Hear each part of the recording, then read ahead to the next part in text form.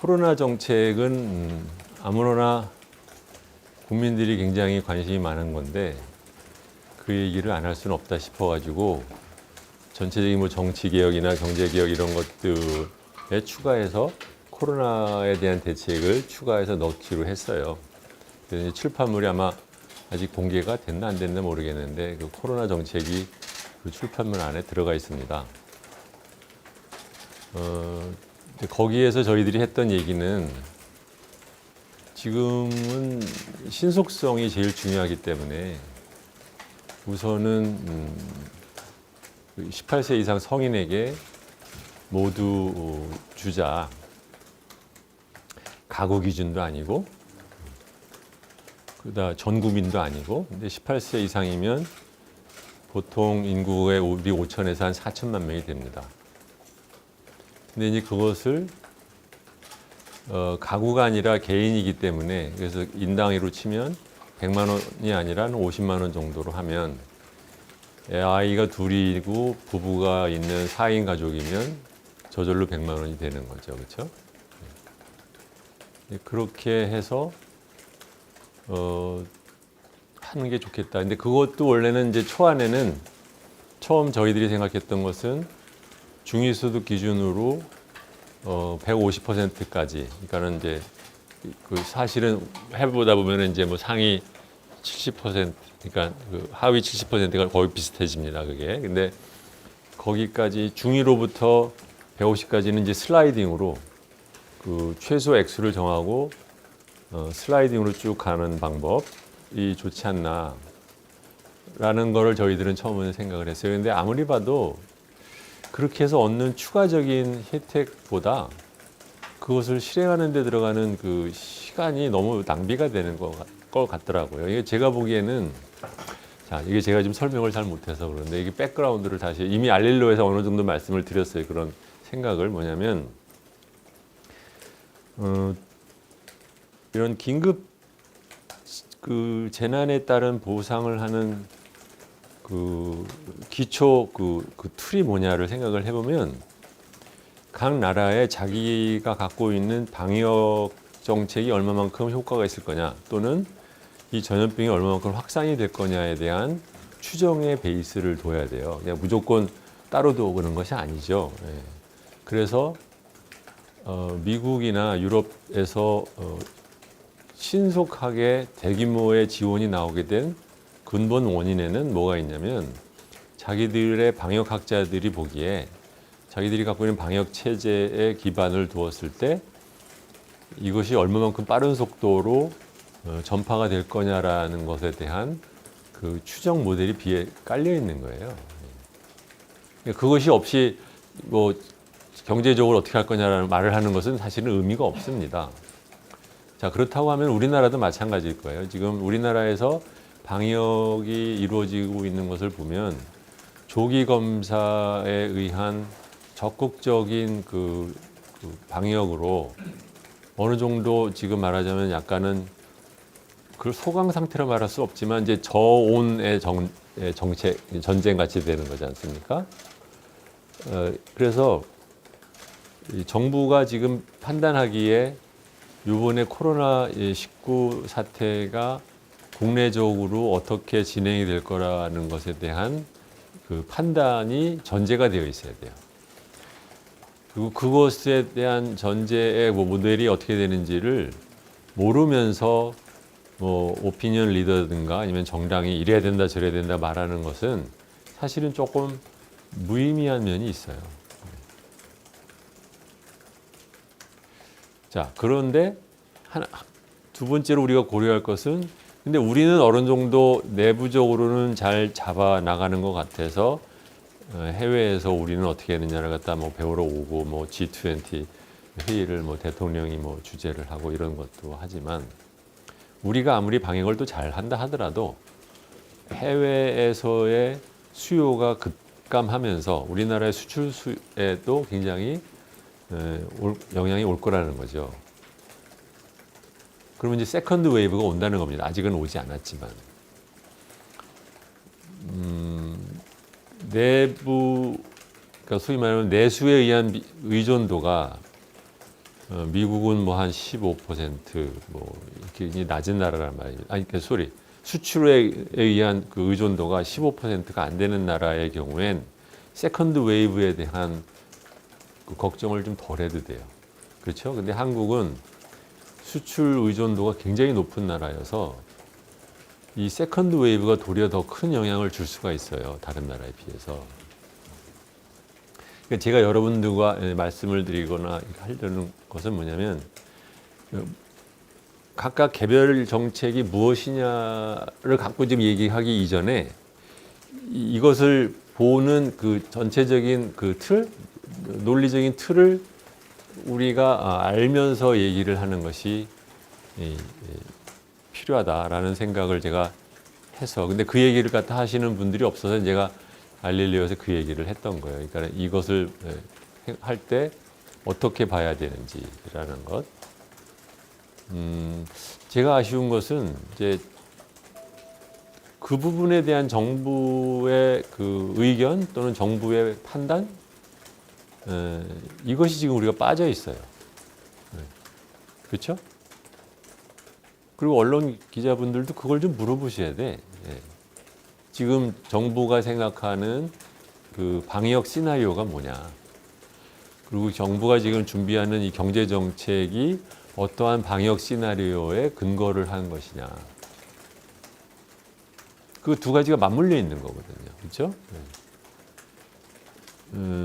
물론 이제 외국의 경우에는 워낙 심각하다 보니까 그걸 말을 하면 국민들이 이제 놀랄까봐 초반에 말을 안 했는지 모르지만 요새 와서는 이미 경제 정책을 발표하고 난 다음에는 사람들로 하여금 방역 대책에 협조하게 하기 위해서 얘기를 하잖아요. 뭐 심지어는 뭐 10만 명이 죽을 수 있다, 20만 명이 죽을 수 있다. 그 얘기를 하겠는 그 이유가 또 말하자면 그 뒤에 제가 보기에는 그런 게 있다고 봐요. 그 뒤에 있는 그 논리 구조가.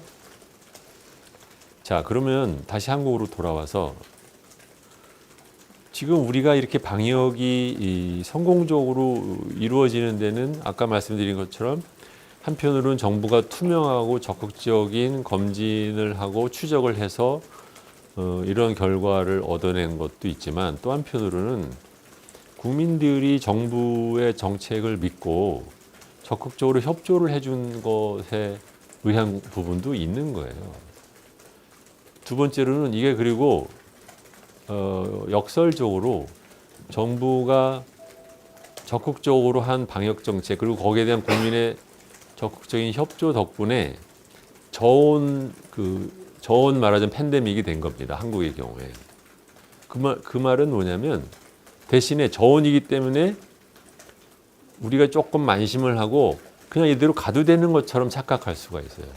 근데 그 뒤에는 우리나라 의료진 뭐 방역진 분들뿐만이 아니라 국민들이 그것을 감내해 주면서 참아가고 있는 거거든요. 근데 이 참아가는 것을 당연하게 생각하고 그냥 아무 일도 없었던 것처럼 갈 수는 없는 거예요. 왜냐하면 가장 다 아시다시피 프리랜서라든가 일용직이라든가 그런 분들 또는 자영업자 또는 요식업 이런 분들은 지금 엄청난 경제적인 타격을 입고 있는 겁니다. 그 면에서도 제가 조금 쓴소리를 하고 싶은 게 뭐냐면은 놀라울 정도로 한국의 언론은 그분들이 현재 지금 어떠한 고초를 겪고 있는지 구체적으로 뭐라고 하나 탐방 기사 아니면은 동행 기사 그런 것에 대한 그러니까 소위 말하면 각 국민이 이 과정에서 어떤 삶을 살고 있는지에 대한 그런 것을 적나라하게 또는 정확하게 보여주는 그런 기사는 많지가 않고 맨날 정부 방역 잘했니 못했니에 대한 공방만을 보도를 하는데 시간을 보내는 것 같아서 그것도 좀 많이 안타까운데 그거는 제가 할 일은 아니고 그렇긴 한데 다시 돌아옵니다. 그래서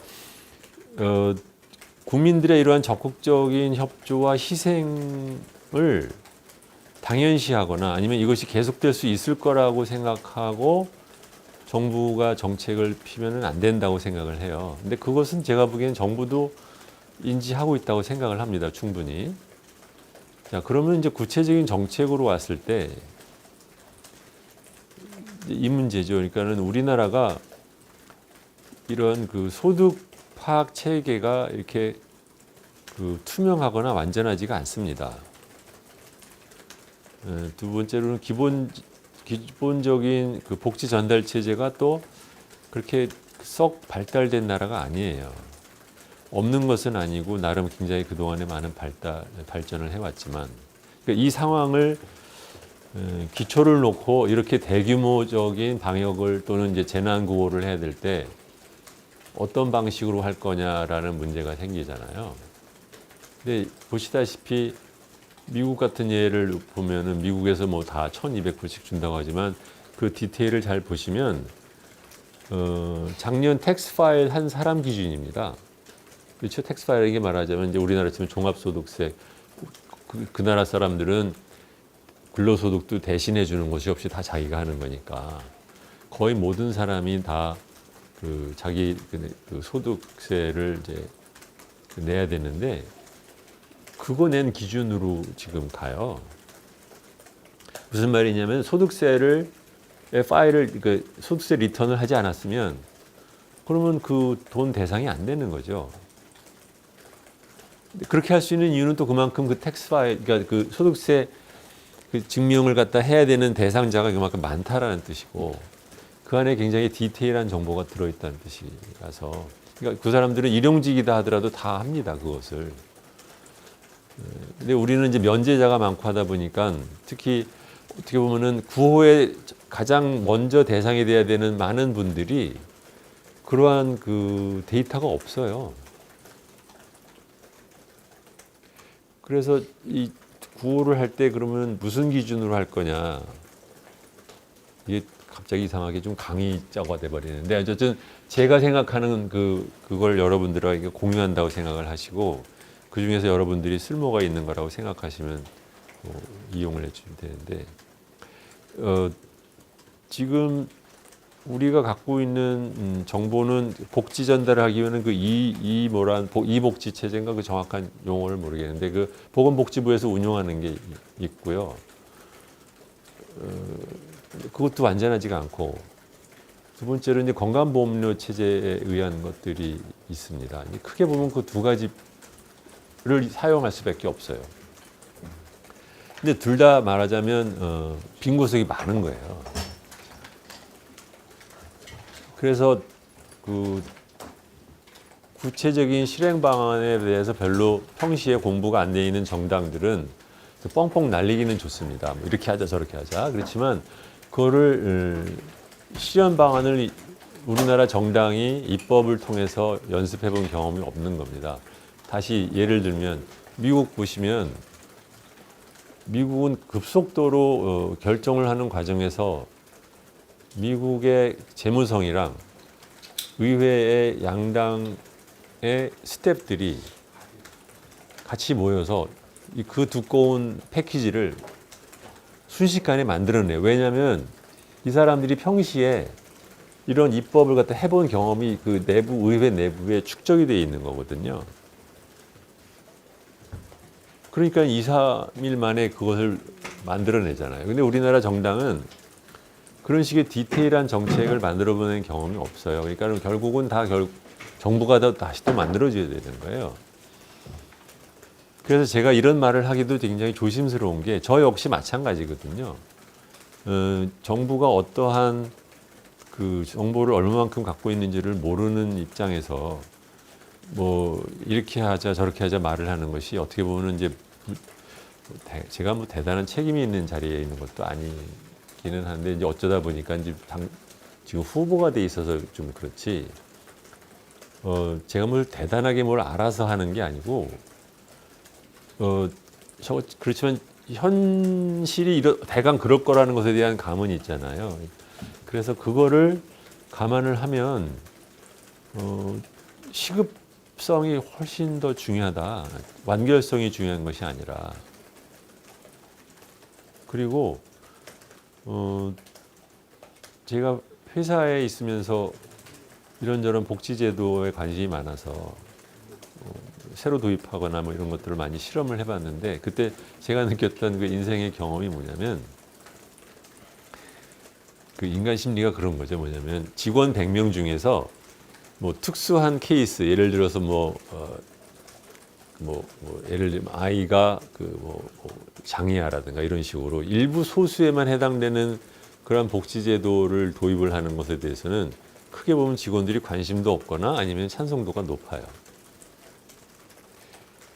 그런데 대상자가 충분히 많은 사람, 그것이 뭐 50명이 됐든 50%가 됐든 60% 이렇게 되면서 상당수가 또 배제가 되는 제도를 만들면 없던 거를 주는데도 말이 그렇게 많아. 불만이 많고 도리어 이걸 안 하는 이만 못하는 결과를 올 때가 굉장히 많더라고요. 그러니까 그 사람이 갖고 있는 어떻게 보면 이제 공정성에 대한 어떠한 그 우리가 갖고 있는 원초적인 감각에 어긋나는 거라고 사람들이 나는 느낀다고 봐요. 그래서 지금 저희들도 아까 말했듯이 초반에 저희들도 이제 말하자면 중위소득 대비 150 가는 걸로 그게 경제적으로 훨씬 합리적이라는 거 다 압니다. 그런데 그것을 크게 보면 두 가지예요. 뭐냐면은 그게 현실적으로 빨리 실행하는데 가능하냐라는 문제. 두 번째로는 아무리 자기가 보기에 정책 위반자가 보기에 좋다라고 생각해도 수용성이 떨어지는 정책이라는 수용성도 고려를 해야 되는 거예요. 왜냐하면 요번만으로 안 끝납니다. 결코. 요거는 1차예요. 지금 요번에 이 코로나19 바이러스가 앞으로 어떻게까지 전 세계적으로 지속이 될지는 아무도 모르는 거 아닙니까? 우리 적어도 아까 말씀드렸듯이 서구 경제의 급속한 추락에 의한 세컨드 웨이브를 우리가 다른 나라보다 더 많이 겪을 거라는 걸 알면 당연하게 그 다음에도 뭐가 있어야 돼요. 그러면은 이런 정책을 할 때 굉장히 중요한 것이 뭐냐면 국민의 수용성이에요. 그러니까 국민이 정책에 대한 신뢰를 하고 그럼 알아서 정부가 했겠지. 저번에 하는 거 보니까 그런 대로 잘 하더라. 그러니까 요번에도 불만이 있어도 참고 따라가 보자. 이런 것이 훨씬 중요한 거예요, 이게. 그런데 그 내부에서 테크노크рат들은 그 생각을 못할 가능성이 되게 높습니다. 그러니까 국민의 욕구와 필요, 니즈에 대한 리스판시브니스, 반응성 이라는 면에서 그분들은 생리적으로 둔감할 수밖에 없어요. 그런 면에서 다르게 민주주의가 중요한 거고 국민들과 평소에 호흡하는 정치인들의 얘기가 그만큼 또 중요한 부분이 있는 겁니다. 정치인이 맨날 말하자면은 무슨 말도 안 되는 소리로 하고 먹고 사는 사람이 아니에요. 이 사람들은 평시가 맨날 듣고 있는 사람이거든요. 근데 아이러니컬하게도 저도 좀 이해를 잘 못하겠는 것을 하는 여론조사 해보면 보편으로 하는 것에 대한 지지도가 선별하는 것보다 떨어진다면서요. 저도 이걸 어떻게 해석해야 되는지 저도 잘 모르겠어요, 이거는요. 근데 전체적으로는 우리가 지금 이런 거를 갖고 이 자리 자체가 저는 부적절하다고 생각을 해요. 그러니까 이게 막 이렇게 2, 3주를 걸려가면서 정치 지도자 오피니언들이 이래야 된다 저래야 된다라는 말을 갖다 막 백화제방처럼 터트리고 이 와중에 정부는 고심을 하느라고 시간을 들이고 국민들은 언제나 무엇을 해주는지 귀를 기울이고 앉아있고 이거 다른 나라 없는 현상입니다. 이 자체가 말하자면 한국적인 통치 체제 또는 가버넌스 체제의 마비 또는 대리 체제. 그러니까 정작 일은 관료가 하고 정치인들은 그러니까 말장난만 하고 있는 이 체제가 이게 말하자면 이번에 사태에서 드러나는 것은 아닌지 그런 게 걱정이 된다는 거죠, 사실은. 그래서 제가 이런저런 제안을 하는 것 자체가 조심스러워요, 저는요. 이게 지금 우리가 국민들 입장에서는 힘들어 죽겠는데 웬 정치 또는 정당에서 왜 이렇게 말들이 많고 무엇이 맞는지 모르겠다라는 그 혼란에 제가 한 역할을 하는 것 같아서, 그래서 오늘에 하는 간담회가 그런 거에 추가되는 식으로 이용되지 않았으면 좋겠어요. 그보다는 여러분들이 돌아가셔서 이런 정부 정책에 대한 논란을 여러분들이 보면서 어떤 기준으로 봐야 되는지를 판단하는 데 조금 도움이 됐으면 좋겠다라는 측면에서 말씀드린다는 거, 그거를 다시 한번 강조드리고, 말이 지금 횡설수설합니다. 네. 그래서 저는 그 성인당 복지로 똑같이 그냥 일괄해서 하자. 근데 그것이 캐시로, 그러니까 현금으로 지급을 하는 데 있어서 테크니컬한 문제가 있을 수는 있다고 생각해요. 왜냐하면 우리가 소득세 이렇게 파일을 할 때, 신고를 할 때 자기 계좌번호를 적습니다. 그러니까 국세청에는 그게 있어요. 그런데 세금을 납부하지 않은 분들의 계좌번호는 정부가 몰라요. 그렇죠? 그래서 도리어 캐시로 주는 것보다 주민등록 주소 기준으로 현금 카드를 발행을 해서 보내는 것이 더 나을 수도 있다. 아니면 동사무소 기준으로 거기다 갖다 놓고 주민등록을 내서 하는 그러니까 무엇이 더 효과적인지에 대해서는 제가 판단이 안 서기 때문에 캐시 또는 현금 카드로 지급하자는 거를 저희들 출판물에 넣었어요. 3월 26일 기준으로. 그 다음에 중요한 것은 뭐냐면, 그러니까 이것은 이제 국민 전체적으로 겪고 있는 그 희생과 경제적인 희생 플러스 정신적인 희생에 대한 보상이라는 것이 하나가 있고, 그 다음에 우리한테 중요한 것은 뭐냐면, 우리가 여기서 지켜야 되는 게 뭐냐면 직장과 과정입니다. 그러니까 목표를 확실히 하자. 일자리와 가정이라고 하면, 그럼 일자리는 또 무슨 뜻이냐? 일자리를 잃는 사람에 대한 보호죠. 이것도 굉장히 중요한 포인트인데요. 뭐냐면 미국 같은 경우에는 해고가 쉽습니다. 그렇기 때문에 지금 순식간에 해고가 늘어나고 있잖아요. 거기에 비해서 유럽은 해고가 어렵습니다.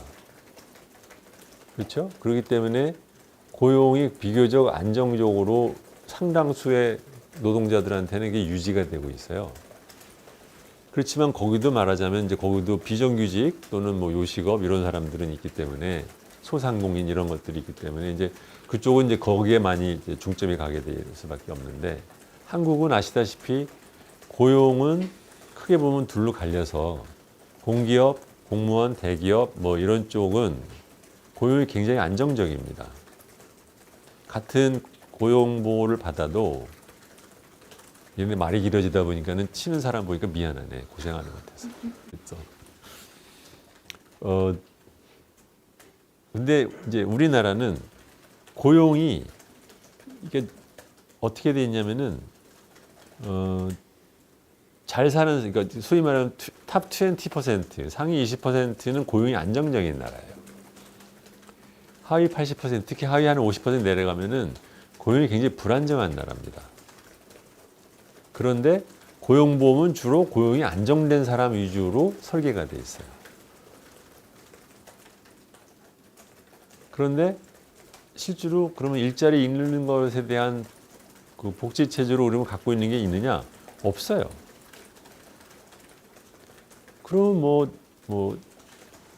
그걸 뭐라 그러지? 뭐가 안 되면 이거라도 써야 되는 거죠. 그래서 불안전하다는 거를 인정을 했기 때문에 바로 위에서 모든 사람한테 50만 원 준다는 것도 사실 거기서 나온 거지만, 그렇지만 추가로 일자리를 잃은 사람에 대해서는 현재 우리가 지급하고 있는 고용보험 실업수당을 실업급여를 3개월 더 하나 추가해주고 그 다음에는 3개월 한시적으로 액수를 50만 원을 갖다 추가를 해주면 그러면은 그나마 부족하나마 구멍 하나는 조금 좀 막을 수 있지 않을까. 그 다음에 사실은 더 걱정인 것은 이제 일용직과 프리랜서입니다. 근데 일용직은 모든 일용직은 아니겠지만 일용직에 대한 비용 처리를 위해서 고용하는 사람이 그 일용직에 대한 데이터를 갖고 있습니다. 그래서 그 일용직에 있던 사람이 자기가 일했던 회사에 가가지고 내가 너희 회사에서 일하다가 지금은 일이 없어서 끊겼다는 것을 증빙을 해달라는 식으로 해서 보여줄 수 있는 그 메커니즘이 있다고 해요. 저희의 후보 중에 그 고졸 노무사 출신으로 법인을 운영하시는 분이 이제 그런 일을 많이 하셔서 그분의 이제 아이디어인데 한지향 후보가 이제 내신 생각인데 그렇기 때문에 일용직까지는 다는 아니지만 어느 정도는 커버가 될 거라고 하시더라고요.